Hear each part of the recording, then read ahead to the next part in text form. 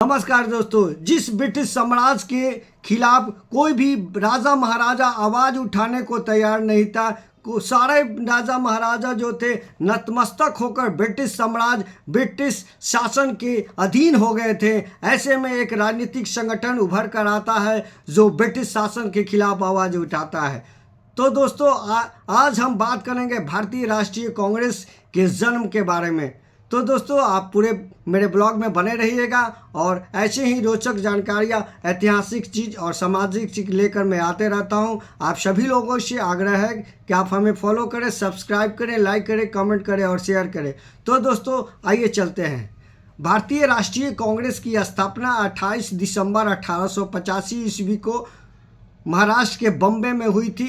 तेजपाल संस्कृत विद्यालय में हमारे देश के 72 जो योग्य प्रतिनिधि थे वे चारों तरफ से आए हुए थे और संस्कृत विद्यालय तेजपाल संस्कृत विद्यालय मुंबई में वे लोग एकत्रित हुए और वहाँ पे भारतीय राष्ट्रीय कांग्रेस की स्थापना की गई थी जो ब्रिटिश शासन के खिलाफ आवाज़ उठा सके। इस बैठक में बहुत बड़े ज्ञानी लोग मौजूद थे। उसमें अंग्रेज़ भी थे, ए.ओ. ह्यूम भी थे, उसमें फिरोज शाह मेहता थे, दादा भाई नौरोजी थे, बदरुद्दीन तैयब जी थे, व्योमेश चंद्र बनर्जी थे, तो W.C. बनर्जी जिनको कहा जाता है। तो दोस्तों ऐसे बहुत से लोग इसमें शामिल थे और उन लोगों ने मिलकर भारतीय राष्ट्रीय कांग्रेस की स्थापना की और ये जो पार्टी बनी वो अंग्रेज़ों के खिलाफ लड़ने के लिए जागृत हुई।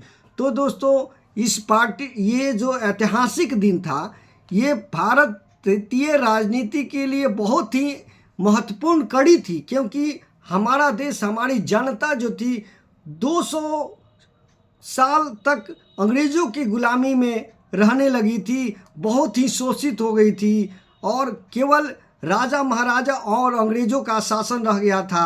अंग्रेज़ जो थे राजा लोगों को अपने गुलाम बनाए थे। राजा लोग हमारी जनता को हमेशा प्रताड़ित करता था लगान के लिए और जमींदार भी प्रताड़ित करते रहते थे।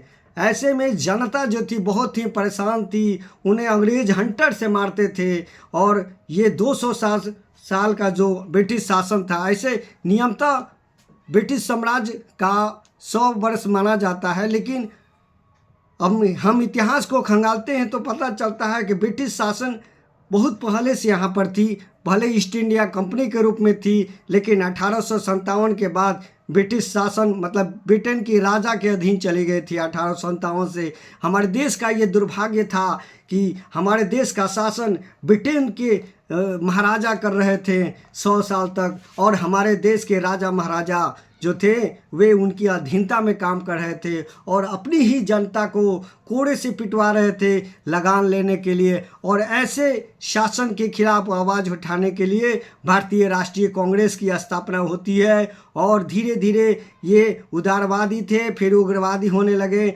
और ये कांग्रेस पार्टी जो थी और धीरे धीरे ये अपना मजबूत पकड़ बनाती गई, जनता में चारों तरफ फैलती गई, जनता को जागृत करती गई। महात्मा गांधी ने देश में चारों तरफ घूमकर इसे प्रचारित किया और देश को जागृत किया ब्रिटिश शासन के खिलाफ आवाज़ उठाने के लिए।